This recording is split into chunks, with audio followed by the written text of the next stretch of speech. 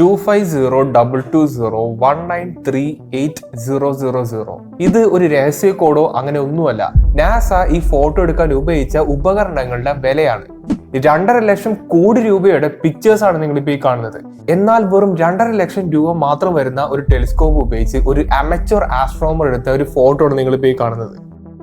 കഴിഞ്ഞ കുറച്ച് മാസങ്ങളായിട്ട് ഇവരുടെ വായിൽ നിന്നുള്ള ഒരു മറുപടി, ഒരു റിപ്ലൈ കിട്ടാൻ വേണ്ടി നമ്മൾ വെയിറ്റിംഗ് ആയിരുന്നു. പക്ഷെ ഇവർ തന്നതാവട്ടെ നമുക്ക് എന്താണ് ആവശ്യമില്ലാത്തത് അത് മാത്രമാണ് ഇവർ തന്നിരിക്കുന്നത്. ഇന്ന് വെളുപ്പിന് 1:30-ക്കാണ് നാസ ഒരുപാട് നാളുകളുടെ ഷട്ട് ഡൗണിന് ശേഷം ലൈവിൽ വരുന്നത്. ഈ അടുത്ത് സ്പേസ് റിലേറ്റഡ് ആയിട്ട് ഇത്രയധികം ലോകം മുഴുവനും ആകാംക്ഷയോടെ വെയിറ്റ് ചെയ്തിരുന്ന ഒരു ഇവന്റ് ആയിരുന്നു അത്. എന്തൊക്കെ ഇൻഫോർമേഷൻ ആണ് നാസയ്ക്ക് പറയാനുള്ളത് എന്നായിരിക്കും വളരെ ഡീറ്റെയിൽ ആയിട്ട് ഞാൻ ഈ ഒരു വീഡിയോയിലൂടെ പറയുന്നത്. അപ്പോൾ വീഡിയോ മുഴുവനും കാണാൻ ശ്രമിക്കുക, ഒരു ലൈക്കും ഒരു കമന്റും ചെയ്യാനും ശ്രമിക്കുക. അപ്പോൾ നമുക്ക് നേരെ വീഡിയോയിലേക്ക് പോകാം. സെലസ്ട്രോൺ എഡ്ജ് HD800 എന്ന് പറയുന്ന ഒരു ടെലിസ്കോപ്പ് ഉപയോഗിച്ച് ഒരു അമച്വർ ആസ്ട്രോണോട്ട് എടുത്ത ഫോട്ടോഗ്രാഫാണ് നിങ്ങളിപ്പോൾ ഈ കാണുന്നത്. ഈ ഫോട്ടോയുടെ ലിങ്കും ഡീറ്റെയിൽസ് എല്ലാം ഞാൻ ഡിസ്ക്രിപ്ഷനിൽ കൊടുത്തേക്കാം. ഇതെടുത്തിരിക്കുന്നത് ന്യൂ മെക്സിക്കോയിൽ വെച്ചിട്ടാണ്. 60 സെക്കൻഡ് എക്സ്പോഷർ ഉള്ള 24 ഫോട്ടോസ് സ്റ്റാക്ക് ചെയ്തിട്ടാണ് നിങ്ങളിപ്പോൾ ഈ കാണുന്ന ഫോട്ടോ ഉണ്ടാക്കിയിരിക്കുന്നത്. ഇത്ര അധികം എക്സ്പോഷർ ഉള്ളതുകൊണ്ട് തന്നെ തൊട്ടടുത്ത് നമുക്കൊരു ഗാലക്സീനെ കാണാൻ പറ്റും. 3 അറ്റ്ലസ് ഭൂമിയുമായിട്ട് ഏകദേശം 300 മില്യൺ കിലോമീറ്റർ, അതായത് 2 ആസ്ട്രോണോമിക്കൽ യൂണിറ്റ് ദൂരത്തിൽ നിൽക്കുമ്പോഴാണ് ഈ ഒരു ഫോട്ടോഗ്രാഫ് എടുത്തിരിക്കുന്നത്. ഈ 300 മില്യൺ കിലോമീറ്റർ അകലെ എന്ന ഒരു കണക്കിന്റെ ഇമ്പോർട്ടൻസ് നിങ്ങൾക്ക് വഴിയെ മനസ്സിലാവും. ഇതുപോലുള്ള ഒരു ഫോട്ടോഗ്രാഫാണ് നമ്മുടെ ലോകം പ്രതീക്ഷിച്ചിരുന്നത്. പക്ഷെ നമുക്ക് കിട്ടിയതാവട്ടെ ഇതുപോലുള്ള ഒരു ടിപ്പിക്കൽ ആയിട്ടുള്ള ഒരു ഫോട്ടോഗ്രാഫാണ്. ഒരു പ്രസിദ്ധ യൂട്യൂബർ ഈ ഫോട്ടോഗ്രാഫ് കണ്ടപ്പോൾ കമന്റ് ചെയ്യാൻ ശ്രദ്ധിച്ചു. അതായത് ഒരു മഞ്ഞുള്ള ഒരു സ്ഥലത്ത്, ഒരു ഫോഗി ആയിട്ടുള്ള ഒരു സ്ഥലത്ത് ഒരു സ്ട്രീറ്റ് ലൈറ്റ് ഓൺ ആക്കി വെച്ച് എന്തിരിക്കും, എങ്ങനെ ഇരിക്കും, അതുപോലത്തെ ഒരു അപ്പിയറൻസ് ആണ് ശരിക്കും നമുക്ക് ഇവിടെ കാണാൻ കഴിയുന്നത്. ഈ ഫോട്ടോഗ്രാഫ് നിങ്ങൾ സൂക്ഷിച്ച് നോക്കി കഴിഞ്ഞാൽ ഇതിന്റെ നടുഭാഗത്ത് വളരെ ബ്രൈറ്റ് ആയിട്ട് കാണാൻ പറ്റും. അതിന് ചുറ്റും പുക പോലത്തെ, അതായത് കോമ എന്ന് പറയുന്ന ഒരു സംഭവം നമുക്ക് കാണാൻ പറ്റും. അത് മാത്രമല്ല ഈ കോമ ഒരു സൈഡിലേക്ക് ഫേസ് ചെയ്തിരിക്കുന്നതായിട്ട് നമുക്ക് കാണാൻ പറ്റും. എന്നാൽ ഈ കോമ ഫേസ് ചെയ്തിരിക്കുന്നത് സൂര്യന്റെ ഡയറക്ഷനിലേക്കാണ്. അതായത് ഇതൊരു ആന്റി ടെയിലാണ്. ഇത് നമുക്ക് എക്സ്പെക്ട് ചെയ്യാൻ പറ്റും. നമ്മൾ ഇതിനെപ്പറ്റി ഒരുപാട് വീഡിയോസ് ചെയ്തിട്ടുണ്ട്. കാരണം ഈ ഫോട്ടോ എടുത്തിരിക്കുന്നത് നാസയുടെ തന്നെ മാർസിനെ ഓർബിറ്റ് ചെയ്തുകൊണ്ടിരിക്കുന്ന മാർസ് റിക്കോൺസൻസ് ഓർബിറ്റർ ആണ്. അതും ഇതെടുത്തിരിക്കുന്നത് മാർസ് റിക്കോൺസൻസ് ഓർബിറ്ററും 3 അറ്റ്ലസും വെറും 18 മില്യൺ കിലോമീറ്റേഴ്സ് ദൂരത്തിൽ നിൽക്കുമ്പോഴാണ്. 18 മില്യൺ കിലോമീറ്റർ എന്ന് പറയുന്നത് നിസ്സാര ദൂരമൊന്നുമല്ല. പക്ഷേ ഒരു അമച്വർ ആസ്ട്രോണമർ വെറും 2.5 ലക്ഷം രൂപ മാത്രം വില വരുന്ന ഒരു ടെലിസ്കോപ്പ് ഉപയോഗിച്ച് 300 മില്യൺ കിലോമീറ്റേഴ്സ് അപ്പുറം കിടക്കുന്ന 3 അറ്റ്ലസിന്റെ ഫോട്ടോ എടുത്തപ്പോൾ അത് തമ്മിൽ നമുക്ക് കമ്പയർ ചെയ്യാൻ പോലും പറ്റില്ല. ആനയും ചേനയും തമ്മിലുള്ള ഒരു വ്യത്യാസമുണ്ട്. ഈ ഒരു ഫോട്ടോഗ്രാഫിയിൽ നമുക്ക് വളരെ ക്ലിയർ ആയിട്ട് ഒരു ആന്റി ടെയിൽ കാണാൻ പറ്റും, മേജർ ആയിട്ട് കണ്ടുവരുന്ന ഒരു ടെയിൽ കാണാൻ പറ്റും, ഇതിന്റെ ഒരു വൈബ്രന്റ് കളേഴ്സ് കാണാൻ പറ്റും. അങ്ങനെയുള്ള ഒരുപാട് ഡീറ്റെയിൽസ് നമുക്ക് ഇതിനകത്ത് ഒപ്പിച്ചെടുക്കാൻ പറ്റും. പക്ഷെ മുഴുവനും നാസനെ കുറ്റം പറയാൻ നമുക്ക് കഴിയില്ല. കാരണം മാർസ് റിക്കോൺസൻസ് ഓർബിറ്റർ എന്ന് പറയുന്ന ഒരു സംഭവം 3 അറ്റ്ലസ് എന്ന് പറയുന്ന അല്ലെങ്കിൽ ഏതെങ്കിലും ഒരു ഒബ്ജക്റ്റിനെ ഇങ്ങനെ ഫോട്ടോ എടുക്കാൻ വേണ്ടിയിട്ട് ഡിസൈൻ ചെയ്തേക്കുന്നതല്ല. അതിന്റെ പേർപ്പസ് വേറെയാണ്. അത് മാത്രമല്ല ഈ ഒരു സംഭവം ലോഞ്ച് ചെയ്തിരിക്കുന്നത് പണ്ട് 2006-ലാണ്. അപ്പോൾ ആ കാലത്തെ ക്യാമറ ടെക്നോളജിയാണ് ഈ ഒരു സംഭവത്തിനകത്ത് ഇരിക്കുന്നത്. ഈ വീഡിയോയുടെ തുടക്കം പറഞ്ഞ 2.5 ലക്ഷം കോടി രൂപ എന്നുള്ള ഒരു ബഡ്ജറ്റ് ഈ കാണുന്ന 4 ടെലിസ്കോപ്പിന്റെയും എൻറ്റയർ ബഡ്ജറ്റ് ആണ്. എന്തൊക്കെ പറഞ്ഞാലും ആ കാലത്തെ ഏറ്റവും മികച്ചതും ഏറ്റവും റിലയബിൾ ആയിട്ടുള്ള ഒരു ക്യാമറ സിസ്റ്റം ആയിരിക്കില്ല അവർ ഇങ്ങനത്തെ ഒരു മിഷന് വേണ്ടി ഉണ്ടാക്കിയിട്ടുണ്ടാവുക. നിങ്ങളിപ്പോ കാണുന്നത് ഈ സെയിം ഓർബിറ്റർ ഈ സെയിം ക്യാമറ ഉപയോഗിച്ച് മാർസിന്റെ ഫോട്ടോ എടുത്തതാണ്. ഇതിന്റെ ക്ലാരിറ്റിയും ഡീറ്റെയിൽസും നിങ്ങളൊന്ന് അനലൈസ് ചെയ്ത് നോക്കാം. അപ്പോൾ ഇതേ സിസ്റ്റം ഉപയോഗിച്ചിട്ടാണ് നിങ്ങളിപ്പോ ഈ കാണുന്ന 3 അറ്റ്ലസിന്റെ ഫോട്ടോയും കിട്ടിയിരിക്കുന്നത്. ഇവിടുത്തെ ഏറ്റവും വലിയ കുഴപ്പം എന്താ വെച്ചാൽ ഈ ഒരു ഫോട്ടോ ആണ് നാസയ്ക്ക് എടുക്കാൻ കഴിഞ്ഞേക്കുന്ന ഏറ്റവും ബെസ്റ്റ് ഫോട്ടോഗ്രാഫ് എന്നാണ് അവർ ആ ലൈവിൽ വന്ന് പറഞ്ഞത്. ഏത് ഡിജിറ്റൽ ക്യാമറ എടുത്ത് നോക്കിക്കഴിഞ്ഞാലും അവിടെ മെഗാ പിക്സൽ എന്ന് പറഞ്ഞ് എഴുതിച്ചിട്ടുണ്ടാവും. 24 മെഗാ പിക്സൽ, 100 മെഗാ പിക്സൽ എന്നൊക്കെ പറഞ്ഞ് എഴുതിച്ചിട്ടുണ്ടാവും. അതുകൊണ്ട് തന്നെ ഈ ക്യാമറകൾ കൊണ്ട് എടുത്തിരിക്കുന്ന ഫോട്ടോഗ്രാഫുകളും ഒരുപാട് പിക്സൽസിന്റെ ഗ്രൂപ്പ് ആയിരിക്കും, കോമ്പിനേഷൻ ആയിരിക്കും. അതുപോലെ തന്നെയാണ് ഈ ഒരു ഫോട്ടോഗ്രാഫ് എടുത്തിരിക്കുന്നത്. അതായത് ഇത് ഒരുപാട് പിക്സലുകളുടെ ഗ്രൂപ്പാണ്.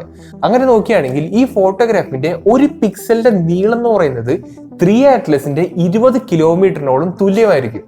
അങ്ങനെയാണ് ഈ ഫോട്ടോഗ്രാഫിലൂടെ 3 അറ്റ്ലസിൽ നിങ്ങൾ ഈ സ്ക്രീനിൽ കാണുന്ന ആ ഒരു ഏരിയയുടെ ആ ഒരു വലിപ്പം നമുക്ക് മനസ്സിലാക്കാൻ കഴിഞ്ഞത്. ഏകദേശം 932 മൈൽസ് ആണ് ശരിക്കും അതിനകത്ത് കൊടുത്തിരിക്കുന്നത്. പക്ഷെ 932 മൈൽസ് എന്ന് പറയുന്ന ഈ ഒരു വലിപ്പം ആ കോമയുടെ വലിപ്പമാണ്, പുകയുടെ വലിപ്പമാണ്. ശരിക്കുമുള്ള 3 അറ്റ്ലസിന്റെ വലിപ്പം ഇവരുടെ ഒരു എസ്റ്റിമേറ്റ് അനുസരിച്ച് ഇപ്പോഴും ഒരു എസ്റ്റിമേറ്റ് മാത്രമാണ് ഇവിടെ കൊടുക്കുന്നത്. 3.4 മൈൽസ്, അതായത് ഒരു 4-4.5 കിലോമീറ്റർ മാത്രം ഉണ്ടാവും എന്നാണ് ശരിക്കും ഇവർ പറയുന്നത്. പക്ഷേ ഈ ലോകത്തുള്ള മറ്റുള്ള സയന്റിഫിക് അനാലിസിസ് പറയുന്നത് ഈ ഒരു സംഭവം അത്യാവശ്യം വലുതായിരിക്കുന്നതാണ്. ഒരു 10 to 50 കിലോമീറ്റർ വരെ ഉണ്ടാവുമെന്നാണ് ഇവരൊക്കെ പറയുന്നത്. പക്ഷേ ഒന്നിനെ പറ്റിയും ഇപ്പോഴൊരു കറക്റ്റ് ക്ലാരിറ്റി കിട്ടിയിട്ടില്ല. 2023 സൈക്ക് എന്ന് പേരുള്ള കോമറ്റിനെ പറ്റി പഠിക്കാൻ വേണ്ടി നാസ സൈക്ക് എന്ന് പേരുള്ള ഒരു സാറ്റലൈറ്റിനെ അയച്ചായിരുന്നു. ഈ സാറ്റലൈറ്റിന്റെ സഹായത്തോട് കൂടി എടുത്ത 3 അറ്റ്ലസിന്റെ വീഡിയോ ഇപ്പൊ പുറത്തു വന്നിട്ടുണ്ട്. ഇത് ശരിക്കും വീഡിയോ അല്ല, 4 ഫോട്ടോസ് ആണ്. അതിങ്ങനെ മാറി മാറി പോകുമ്പോൾ അതൊരു വീഡിയോ പോലെ നമുക്ക് തോന്നുന്നതാണ്. 8 മണിക്കൂർ ദൈർഘ്യം എക്സ്പോഷർ ഉള്ള 4 ഫോട്ടോഗ്രാഫുകളാണ് ശരിക്കും നിങ്ങളിപ്പോൾ ഈ കാണുന്നത്. അതിന്റെ മീനിങ് എന്താ വെച്ചാൽ ഇത് വളരെയധികം ഫെയിന്റ് ആയിട്ടുള്ള ഒരു സംഭവമാണ്. ഒട്ടും തന്നെ നമുക്ക് കാണാൻ കഴിയില്ല. ഇത്രയധികം എക്സ്പോഷറിൽ എടുക്കുമ്പോഴാണ് നമുക്ക് ഈ ഒരു സംഭവത്തെ എന്തെങ്കിലും കാണാനും കഴിയുന്നത്. ഓരോ 2 മണിക്കൂറും ഇടവിട്ട് 4 ഫോട്ടോഗ്രാഫാണ് ഇവിടെ എടുത്തിരിക്കുന്നത്. അതുകൊണ്ട് ഇവിടുത്തെ ടോട്ടൽ ക്യാപ്ചർ ടൈം എന്ന് പറയുന്നത് 8 മണിക്കൂറാണ്. അതുകൊണ്ടാണ് 8 മണിക്കൂർ എന്നുള്ളൊരു പോയിന്റ് ആ ലൈവിൽ അവരൊന്ന് പറയുന്നത്. ഇതിൽ നിന്ന് നമുക്കൊരു കാര്യം മനസ്സിലാക്കാൻ പറ്റും. വെറും 2 മണിക്കൂറുകൾ കൊണ്ട് ഒരു ഫോട്ടോയിൽ നിന്ന് അടുത്ത ഫോട്ടോയിലേക്ക് ചാടുന്ന ആ ഒരു ഡിസ്റ്റൻസ് എന്ന് പറയുന്നത് അത്യാവശ്യം കൂടുതൽ ദൂരമുണ്ട്. അതോടൊപ്പം തന്നെ ഓരോ സെക്കൻഡും 60 കിലോമീറ്റർ വേഗത എന്നുള്ളൊരു കണക്കും ഇവർ ഈ ലൈവിൽ വന്ന് പറയുന്നുണ്ട്. എന്നാൽ സെപ്റ്റംബർ 16 ലൂസി എന്ന് പറയുന്ന സ്പേസ് ക്രാഫ്റ്റ് എടുത്ത ഫോട്ടോഗ്രാഫും അവർ കാണിച്ചായിരുന്നു. അപ്പോൾ ഇവരുടെ ഉദ്ദേശം എന്താ വെച്ചാൽ ഭൂമിയിൽ നിന്നുള്ള ഫോട്ടോഗ്രാഫ്, അതായത് എർത്ത് ബേസ്ഡ് ആയിട്ടുള്ള ഒബ്സർവേഷനും സൈക്ക് സ്പേസ് ക്രാഫ്റ്റിൽ നിന്ന് കിട്ടിയിരിക്കുന്ന ഒബ്സർവേഷനും ലൂസിയിൽ നിന്ന് കിട്ടിയിരിക്കുന്ന ഒബ്സർവേഷനും കൂടി കൂട്ടിയിട്ട് ഒരു 3D മോഡൽ ഉണ്ടാക്കിയെടുക്കാനാണ് നോക്കുന്നത്. 3D മോഡൽ എന്ന് പറയുമ്പോൾ 3 അറ്റ്ലസിന്റെ ഷേപ്പ് എങ്ങനെയായിരിക്കും അവർ ഡിറ്റർമൈൻ ചെയ്യാനാണ് നോക്കുന്നത്. അതും ഈ ലൈവിൽ അവർ പറഞ്ഞ ഒരു ഡീറ്റെയിൽ ആണ്. അതോടൊപ്പം തന്നെ നാസയുടെ മെയ്വൻ സ്പേസ് ക്രാഫ്റ്റ് എടുത്ത ഫോട്ടോഗ്രാഫും ഇവർ കാണിക്കുന്നുണ്ട്. നാസയുടെയും യൂറോപ്യൻ സ്പേസ് ഏജൻസിയുടെയും സോഹോ എന്ന് പറയുന്ന സ്പേസ് ക്രാഫ്റ്റ് എടുത്ത ഫോട്ടോഗ്രാഫാണ് പിന്നീട് അവർ കാണിച്ചത്. ഒക്ടോബർ 15 to 26 എന്ന ഒരു ടൈം ഫ്രെയിമിലാണ് ഈ ഒരു ഫോട്ടോഗ്രാഫി ക്യാപ്ചർ ചെയ്തിരിക്കുന്നത്. ഈ ഫോട്ടോഗ്രാഫി എടുക്കുന്ന സമയത്ത് 3 അറ്റ്ലസ് നമുക്ക് കാണാൻ പോലും കഴിയില്ല. വളരെ വളരെ മങ്ങിയ രീതിയിലാണ് 3 അറ്റ്ലസ് ഇരുന്നത്. അതുകൊണ്ട് തന്നെ ഒരുപാട് പ്രോസസ്സിങ്ങിലൂടെയാണ് ഈ ഒരു ഫോട്ടോഗ്രാഫി നിങ്ങളിപ്പോൾ ഈ കാണുന്ന രീതിയിൽ എത്തിച്ചിരിക്കുന്നത്. അതോടൊപ്പം തന്നെ അവരൊരു കാര്യം പെട്ടെന്ന് പറഞ്ഞു പോയായിരുന്നു, ഇനി ഞങ്ങൾക്ക് ഒരുപാട് ഫോട്ടോഗ്രാഫ്സ് കിട്ടാനുണ്ടെന്നാണ് അവർ പറഞ്ഞത്. അപ്പോൾ അതൊന്നും റിലീസ് ചെയ്തിട്ടില്ല എന്നുള്ളൊരു കാര്യം അവർ പറയുന്നുണ്ട്. ഇനിയിപ്പോ അതെന്തായിരിക്കും കാണിക്കാൻ പോകുന്നത് നമുക്കറിയില്ല. പക്ഷെ നാസ പറയുന്നത് അവർക്ക് കിട്ടാവുന്നതിൽ വെച്ച്, അവർക്ക് കിട്ടിയതിൽ വെച്ച് ഏറ്റവും ബെസ്റ്റ് ഫോട്ടോഗ്രാഫ് എന്ന് പറയുന്നത് ഞാൻ ഈ വീഡിയോ തുടക്കം കാണിച്ച ഒരു ഫോട്ടോഗ്രാഫാണ്. അപ്പോൾ അതിലും മികച്ച ഫോട്ടോഗ്രാഫി കിട്ടാൻ പറ്റുമോ എന്നുള്ളൊരു കാര്യം എനിക്ക് ഇപ്പോഴും ഡൗട്ടാണ്. അപ്പൊ ചുരുക്കി പറഞ്ഞാൽ നമ്മുടെ ലോകത്തിലെ ഏറ്റവും ബെസ്റ്റ് സ്പേസ് ഏജൻസിക്ക് ചെയ്യാൻ പറ്റുന്നതിന്റെ മാക്സിമം ആണ് ഞാനിപ്പോ ഈ വീഡിയോയിലൂടെ ഷെയർ ചെയ്യുന്നത്. നമ്മൾക്ക് എന്താണ് ആഗ്രഹിച്ചത്, നമുക്ക് എന്താണ് കേൾക്കാൻ ആഗ്രഹമുള്ളത്, അതായത് ഇപ്പൊ ഒരു ഏലിയൻ ആണോ, ഒരു ബയോ സിഗ്നേച്ചർ ഉണ്ടോ, ഇതിന്റെ ഷേപ്പ് എന്താണ്, ഇതിന്റെ ഒറിജിൻ എന്താണ്, അങ്ങനെയുള്ള ഒരുപാട് ചോദ്യങ്ങൾക്കുള്ള ഒരു ഉത്തരം ഡയറക്റ്റ്ലി ഇവർ തരുന്നില്ല. അവർക്ക് അറിയില്ല എന്നുള്ളൊരു രീതിയിലാണ് ശരിക്കും അവർ പറഞ്ഞിരിക്കുന്നത്. ഇവിടുത്തെ കുഴപ്പം എന്താ വെച്ചാൽ ബാക്കിയുള്ള കോമറ്റുകൾ വെച്ച് കമ്പയർ ചെയ്യുമ്പോൾ 3 അറ്റ്ലസ് 12ഓളം ഡിഫറെന്റ് ആയിട്ടുള്ള ക്യാരക്ടറിസ്റ്റിക് ആണ് മുന്നോട്ട് കൊണ്ടുവന്നിരിക്കുന്നത്. 3 അറ്റ്ലസിന് ചുറ്റും കണ്ടുവരുന്ന ആ ഒരു കോമേന്റെ അകത്ത് നിക്കൽ ടു അയൺ റേഷ്യോ അത് വളരെയധികം കൂടുതലാണെന്നുള്ള ഒരു കാര്യം അവർ പറയുന്നുണ്ട്. അതോടൊപ്പം തന്നെ carbon dioxide to water ratio, അതായത് കാർബൺ ഡൈ ഓക്സൈഡ് വളരെയധികം കൂടുതലാണെന്നും പറയുന്നുണ്ട്. അപ്പോൾ ഈ 2 കാര്യങ്ങൾ മാത്രമാണ് ആ ഒരു സംഭവത്തെ പറ്റിയിട്ട് അവർ പറയുന്നുള്ളൂ. അതോടൊപ്പം തന്നെ നമ്മുടെ ലോകം മുഴുവൻ ഡിസ്കസ് ചെയ്ത ആ ഒരു ആന്റിടെയിലിനെ പറ്റിയിട്ട് അവർ പറയുന്നുണ്ട്. ഇതിന്റെ ഒറിജിൻ എവിടെ നിന്നാന്ന് അവർക്ക് അറിയില്ല. അതുകൊണ്ട് തന്നെ അതിന്റെ ആന്റിടെയിലിന്റെ ക്യാരക്ടറിസ്റ്റിക് എന്തായിരിക്കും എന്നുള്ളത് ഇനി പഠിക്കേണ്ടതായിട്ടിരിക്കുന്നു എന്നാണ് അവർ പറയുന്നത്. 3 അറ്റ്ലസിന്റെ യഥാർത്ഥ ഷേപ്പ് എന്താണെന്നുള്ളത് ഇതിന്റെ ചുറ്റുമുള്ള ഡസ്റ്റും ആ പുകയൊക്കെ ഉള്ളതുകൊണ്ട് തന്നെ, അതുമാത്രമല്ല സൂര്യനിൽ നിന്ന് വരുന്ന ഒരു റിഫ്ലക്ഷനും കാരണം അവർക്ക് കറക്റ്റ് ആയിട്ട് പഠിക്കാൻ കഴിയുന്നില്ല എന്നും പറയുന്നുണ്ട്. പക്ഷെ അവരുടെ ബെസ്റ്റ് അവർ ട്രൈ ചെയ്യുന്നു അവർ പറയുന്നുണ്ട്.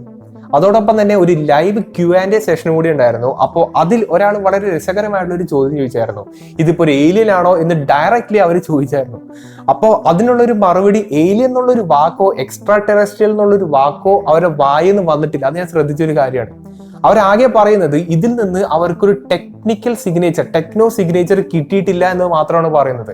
അതായത് ഒരു കോമറ്റ് എന്താണ്, ഒരു ആസ്ട്രോയിഡ് എന്താണ് എന്ന് ഇവർക്ക് മനസ്സിലാവും. കാരണം ഇവർ ഇത്ര നാളായിട്ട് ഈ ഒരു സംഭവത്തിൽ നിൽക്കുകയാണല്ലോ. അതുകൊണ്ട് ഒരു കോമറ്റിന്റെ ക്യാരക്ടറിസ്റ്റിക് കണ്ടു കഴിഞ്ഞാൽ അത് കോമറ്റ് ആണോ ആസ്ട്രോയിഡ് ആണോ തിരിച്ചറിയാൻ ഇവർക്ക് കഴിയും എന്നുള്ളൊരു കാര്യം അവർ പ്രൈസ് ചെയ്ത് പറയുന്നുണ്ടായിരുന്നു. അതല്ലാണ്ട് ഇവിടെ ഇത് അന്യഗ്രഹ ജീവിയാണെന്നുള്ള സംഭവത്തിനെ പറ്റിയിട്ട് അവർ കമാന്നൊരു അക്ഷരം വേണ്ടിയിട്ടില്ല. അതിനെപ്പറ്റി പിന്നെ അവർ സംസാരിച്ചിട്ടില്ല. അതോടൊപ്പം തന്നെ വളരെ രസകരമായിട്ടുള്ള വേറൊരു ചോദ്യം കൂടി ചോദിച്ചായിരുന്നു, മാർസിന്റെ സർഫസിലുള്ള ഒരു മണൽത്തരിയുടെ ഫോട്ടോ നമുക്ക് എടുക്കാൻ കഴിയുന്നുണ്ട്, എന്നിട്ട് എന്തുകൊണ്ട് 3 അറ്റ്ലസിന്റെ ഫോട്ടോ നമുക്ക് എടുക്കാൻ കഴിയുന്നില്ല എന്നൊരു ചോദ്യം ചോദിച്ചായിരുന്നു. ഈ ഒരു ചോദ്യമാണ് ശരിക്കും നമ്മുടെ ലോകം മുഴുവൻ ആഗ്രഹിച്ചിരിക്കുന്ന ഒരു ചോദ്യം. അപ്പോൾ അതിനുള്ള ഒരു ഉത്തരം അവർ പറഞ്ഞത്, മാർസിന്റെ സർഫസിൽ നമുക്ക് ഒരുപാട് റോവേഴ്സും ഒരുപാട് ടെക്നോളജി ഉണ്ട്, അതുകൊണ്ട് നമുക്ക് ഇങ്ങനത്തെ ഒരു ഫോട്ടോഗ്രാഫൊക്കെ നമുക്ക് അച്ചീവ് ചെയ്യാൻ പറ്റും. പക്ഷേ ഇപ്പോൾ മാർസ് റീകോൺസൻസ് ഓർബിറ്റർ ആയിക്കോട്ടെ, മറ്റുള്ള ഓർബിറ്റർ ആയിക്കോട്ടെ, അവരുടെ ഡ്യൂട്ടി, അവരുടെ ആ ഒരു പേർപ്പസ് എന്ന് പറയുന്നത് ഇതേപോലുള്ള ഫാസ്റ്റ് മൂവിങ് ആയിട്ടുള്ള കോമറ്റുകളുടെ ഫോട്ടോ എടുക്കാനല്ല. അവരുടെ ദൗത്യം വേറെയാണ്. അപ്പോൾ അതുകൊണ്ടാണ് ഇത്തരത്തിലുള്ള ഒരു ഫോട്ടോഗ്രാഫർക്ക് അച്ചീവ് ചെയ്തെടുക്കാൻ പറ്റിയത് എന്നാണ് അവർ പറയുന്നത്. അതോടൊപ്പം തന്നെ 3 Atlasമായി 2019 കണ്ടുപിടിച്ച രണ്ടാമത്തെ ഇന്റർസ്റ്റെല്ലാർ ഒബ്ജക്റ്റ് ആയിട്ടുള്ള 2I ബൊറിസോവുമായിട്ടുള്ള ഒരു കമ്പാരിസണും പറയുന്നുണ്ട്. ഈ രണ്ട് കോമറ്റും വളരെ സിമിലർ ആയിട്ടുള്ള ക്യാരക്ടറിസ്റ്റിക്കുകൾ കാണിക്കുന്നുണ്ട് എന്ന് മാത്രമേ പറഞ്ഞുള്ളൂ, വേറെ ഒന്നും പറഞ്ഞിട്ടില്ല.